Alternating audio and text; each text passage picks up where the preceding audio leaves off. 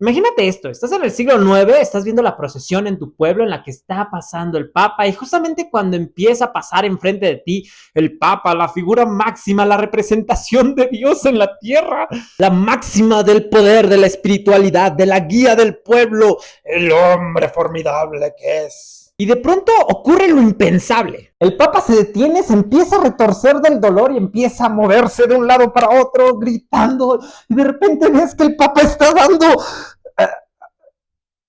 a luz a un bebé. Y es en ese momento que el silencio se vuelven en gritos eufóricos de la multitud, pues el Papa todo este tiempo había sido una mujer.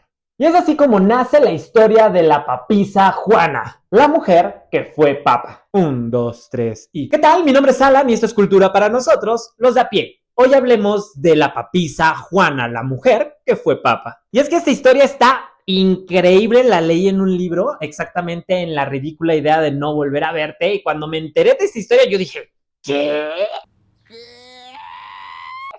A pesar de que se maneja hoy en día como una leyenda o mito, o sea que fue falsa, vamos a ver qué tal si realmente fue real, pero fue negada en algún punto. Así que veremos quién es Juana, cómo llegó a ser papa, cuál fue su final brutal y desagradable. Y iremos un poco más allá. Vamos a observar cómo estos mitos y leyendas crean un prejuicio social y buscan mantener conductas machistas. Pero primero lo primero, ¿quién es Juana? La papisa Juana, y dejamos nada más el nombre porque al ser una especie de leyenda no sabemos si realmente existió, por lo tanto no hay apellidos. Nació en el 822 en Ingelheim am Rhein, cerca de Maguncia, no sé si lo pronuncié bien, y fue hija de un monje, por lo que desde muy joven creció en este entorno religioso y por lo tanto, sinónimo de la época, erudito, ya que la iglesia controlaba toda la información y el conocimiento. Y es que conforme fue creciendo, pues este mismo entorno generaba mucho interés, mucha curiosidad, y es así como con el apoyo de su mamá, a escondidas de su padre, empezó a estudiar. Juana aprendió griego, lo cual fue indispensable para poder leer la Biblia, porque en su momento la Biblia no estaba traducida y encontrarla traducida era muy complicado. Por eso es que pudo leer la Biblia y también tarde o temprano convertirse en una erudita de los conocimientos de la Biblia. Para poder continuar sus estudios, Juana se tuvo que vestir como hombre, pasando a llamarse Johannes Anglicus o Juan el Inglés. Esta práctica de las mujeres vistiéndose de hombres a lo largo de la historia para poder adquirir conocimientos no es algo muy nuevo, es algo que siempre ha sido muy común debido a la privación del conocimiento y la privación de la entrada y adquisición de muchas cosas a las mujeres en el entorno social debido al machismo. Es así como ya vestida de hombre se mete como monje y empieza a viajar por el mundo, conocer muchas cosas y por lo tanto inmiscuirse en todo lo que era el mundo religioso. Tanto así que Juana no fue nada más una persona más adquiriendo conocimiento, sino que fue una erudita, fue una experta, una persona que destacó tanto que llegó al mismo Vaticano, siendo que llega al Vaticano en el 848, siendo que entonces a sus 26 años ella ya había llegado allá, se había instalado bastante bien y tenía un puesto de docente. Como bien mencionaba, su inteligencia y gran reputación que se había hecho en el medio hizo que fuera escalando entre puestos en la iglesia, llegando a ser el secretario del Papa León IV, el cual falleció en el 855. Imagínense la importancia de Juana, que ella fue su sucesora y Juana fue elegida y fue papa bajo el nombre de Benedicto III o Juana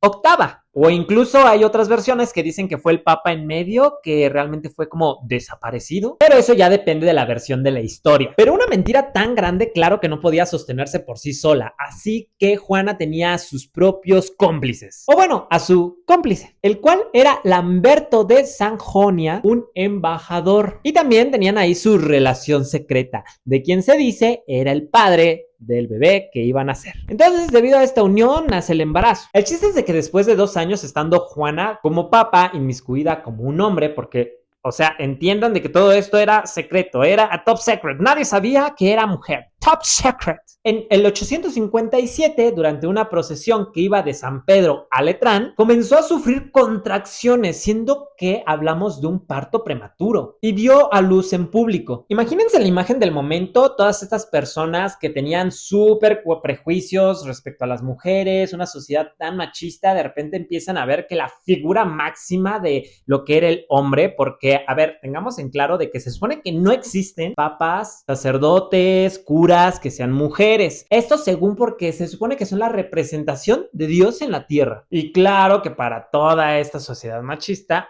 la representación de Dios en la tierra no podía ser una mujer. Entonces, pues obviamente aún hoy en día está privado esto. Entonces, teniendo ese contexto, ¿no? Que era un machismo muy fuerte, algo que aún hoy en día se está acarreando. Y de repente ver que el Papa, como les decía, la figura máxima, la representación de Dios en la tierra, empieza a dar a luz a media procesión, pues sí era como muy choqueante para toda esa gente.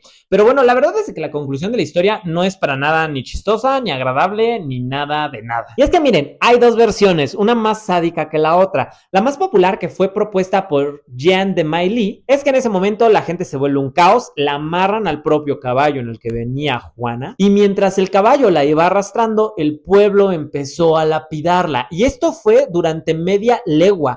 En ese lugar en el que fallece Juana, con el tiempo se dejó una inscripción que decía Petre Piter Patrum Papice Podrito Partum, o Pedro, padre de padres, propició el parto de la papisa, lo cual fue una inscripción que se supone que con el tiempo fue eliminada, pero de algún lugar salió el mito, ¿saben? Entonces imagínense la imagen tan grotesca que debió haber sido, al menos para mí, imaginarme la escena, y para el momento, si sucedió, pues también. Ya que no nada más estamos hablando de que a una persona, sino que también entendamos el contexto de que acababa de dar a luz. Y ninguna de las versiones habla de qué le pasó a la criatura. Ahora bien, está la otra versión muy family friendly, que es de Martín el Polaco, la cual dice que simplemente fue más adelante, fue ahí como envenenada o algo así, pues que ahí quedó. Pero la verdad es de que, entendiendo el contexto de la época, no creo que haya sido tan bonito. La leyenda dice que en el mismo lugar de su parto mínimo tuvieron la decencia de enterrarla, y que las procesiones más adelante evitaron pasar por esa misma calle. Inclusive por el luto del pueblo se supone que se instauró un ayuno de 4 días llamado el ayuno de la papisa. Pero bueno, siento que la verdad es de que esta parte fue como para embellecer la historia. No sé si me hace clic con todo lo demás, ¿no? Una de las curiosidades que nacen tras esa historia es de que empezó a existir una especie de ritual para que una persona pudiera llegar a ser papa, en la que tenían que palparle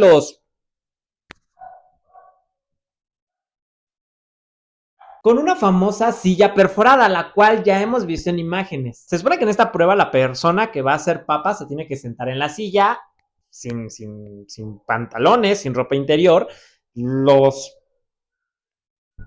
cuelgan y alguien tiene que ir a palparle debajo. Yo me pregunto quién será el voluntario o a quién obligan a que lo haga. Y se supone que en cuanto se comprueba que existen, se tiene que decir duos habet et bene pendentes, lo cual se traduciría como tiene dos y cuelgan bien. Creo que eso de cuelgan bien está de más, ¿no? Está de más. Ahora, este rito se tiene la duda de que si fue real o no, porque la silla existe, pero no hay registro, según, de que se utilizara para eso y esas ceremonias. Entonces es como de que, pues sí existe este aparato, pero no se usa para eso. Y uno dirá, pues entonces, ¿para qué lo ocupas, carnal? Y dice, pues no más. Uno nunca sabe cuándo quiere. Muy rara la iglesia, discúlpenme, carnal. También una de las cosas por las que se desvalida la historia, así como también las teorías de este ritual, es de que las evidencias de su existencia nada más aparecieron cuando se empezó a hacer como la promoción de esta misma historia, que fue durante la reforma contra la iglesia, siendo que los protestantes utilizaban esta historia para hablar de las aberraciones de la iglesia. Entonces, por eso es que uno dice, híjole, ¿fue real o simplemente se inventó para la protesta o qué onda? Y es por eso que realmente los especialistas como que dicen, no, eso sí es mito, ¿cómo crees que la iglesia va?